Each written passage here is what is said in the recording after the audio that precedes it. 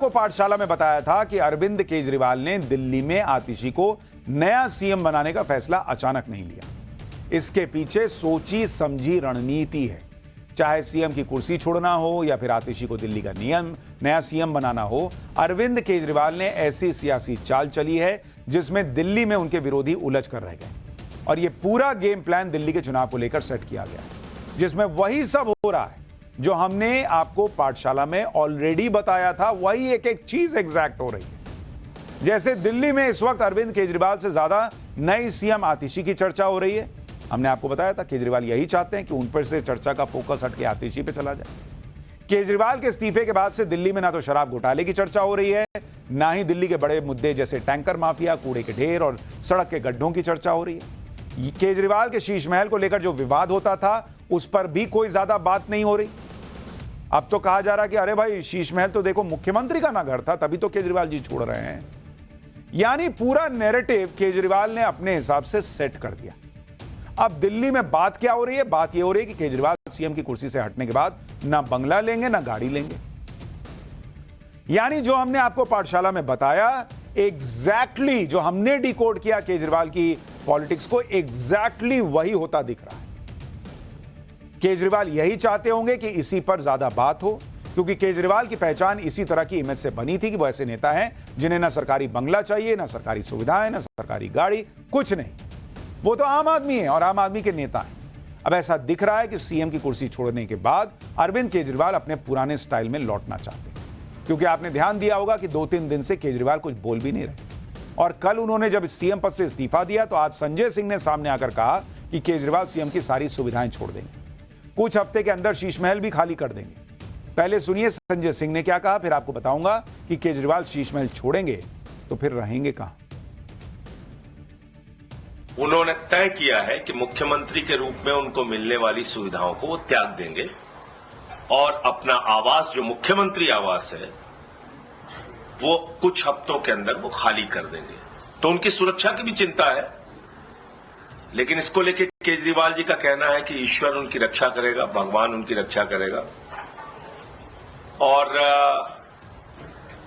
Jail में भी थे तो खूंखार अपराधियों के बीच में थे, वहां से बच के निकले हैं ईश्वर के आशीर्वाद से, लोगों के आशीर्वाद से।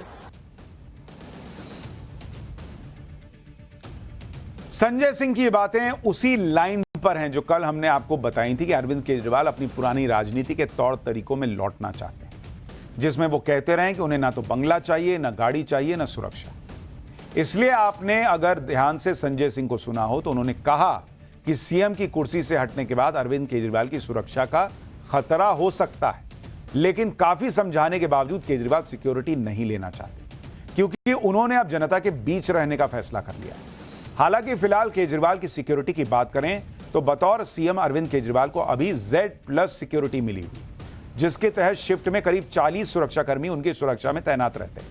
हालांकि दिल्ली पुलिस के सूत्रों के मुताबिक मुख्यमंत्री पद से इस्तीफे के बाद अरविंद केजरीवाल को दी गई सुरक्षा की भी समीक्षा हो सकती है, जिस पर गृह मंत्रालय अंतिम फैसला करेगा।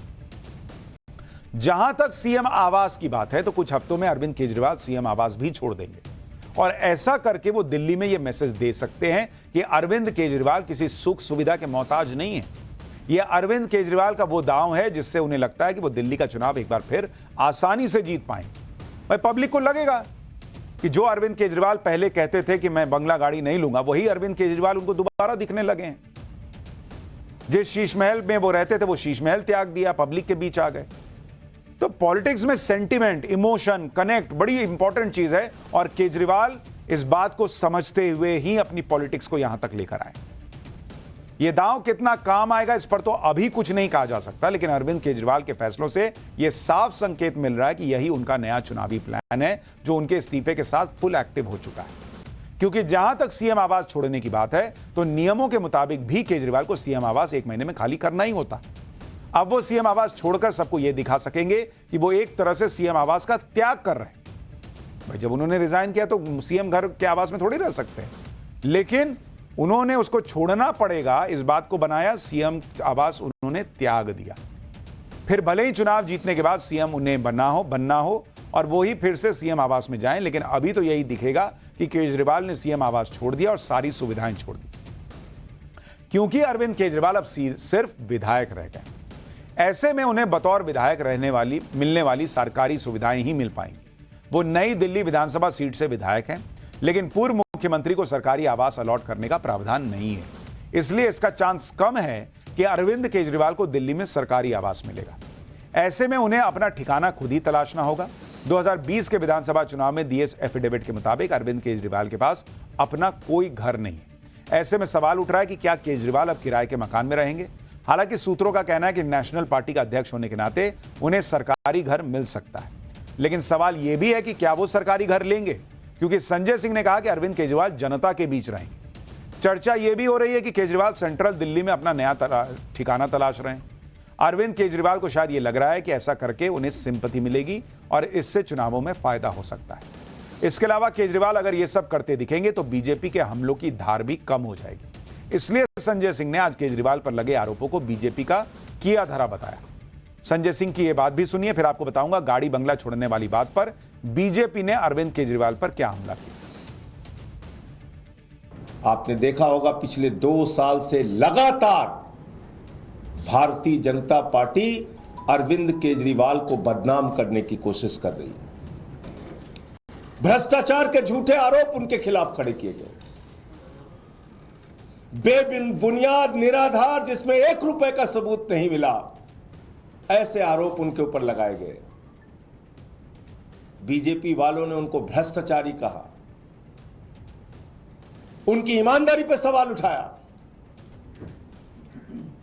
कोई आम नेता होता, कोई मोटी चमड़ी वाला नेता होता, उसको कोई फर्क नहीं पड़ता, वो अपनी कुर्सी से चिपका पड़ा रहता। लेकिन ये अरविंद केजरीवाल हैं, इन्होंने अपनी सच्चाई और ईमानदारी से यहां तक का सफर तय किया है और ईमानदारी से दिल्ली के लोगों की सेवा की है। बीजेपी ने संजय सिंह के बयान पर अरविंद केजरीवाल को किस तरह घेरा, इसके बारे में भी आपको दिखाऊंगा। पहले यह भी देख लीजिए कि पहली बार दिल्ली का मुख्यमंत्री बनने से लेकर मुख्यमंत्री पद से इस्तीफा देने तक के सफर में अरविंद केजरीवाल कहां कहां रहे। दिसंबर 2013 में पहली बार दिल्ली का मुख्यमंत्री बनने के वक्त अरविंद केजरीवाल गाजियाबाद के कौशाम्बी इलाके में गिरनार अपार्टमेंट में रहते थे, जहां उनकी पत्नी को बतौर IRS अधिकारी एक सरकारी आवास अलॉट किया गया था। मुख्यमंत्री के तौर पर वो दिल्ली में सबसे पहले सेंट्रल दिल्ली की तिलक लेन के सरकारी बंगले में रहे। हालांकि 49 दिनों के बाद मुख्यमंत्री पद छोड़ने के बाद उन्होंने ये बंगला खाली किया और वो एक बार फिर कौशाम्बी वाले घर में वापस चले गए। फरवरी 2015 के विधानसभा चुनाव में जीत के बाद केजरीवाल उत्तरी दिल्ली के सिविल लाइंस इलाके में 6 फ्लैगस्टाफ रोड बंगले पर रहने लगे और यह बंगला पिछले साल उस वक्त चर्चा में आया जब इसके रिनोवेशन के नाम पर 44 करोड़ से ज्यादा की रकम खर्च किए जाने का खुलासा हुआ।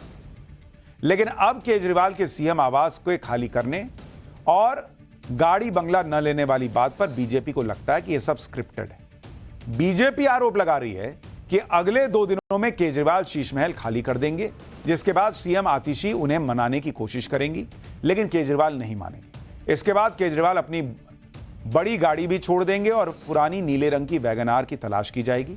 इसके साथ ही छोटे घर में रहना और झुग्गियों में पहुंचने और उसे कैमरे में कैद करके दिल्ली वालों की सहानुभूति बटोरने जैसा एपिसोड अभी बाकी है। ये बीजेपी स्क्रिप्ट बता रही है कि ये स्क्रिप्ट लिखी है केजरीवाल एंड टीम।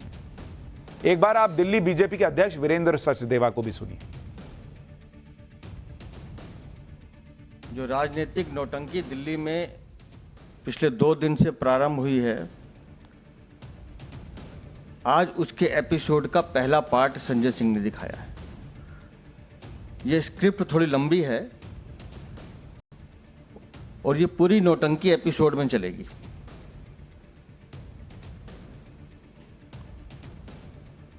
आज उन्होंने कहा कि हमारे भ्रष्टाचारी मुख्यमंत्री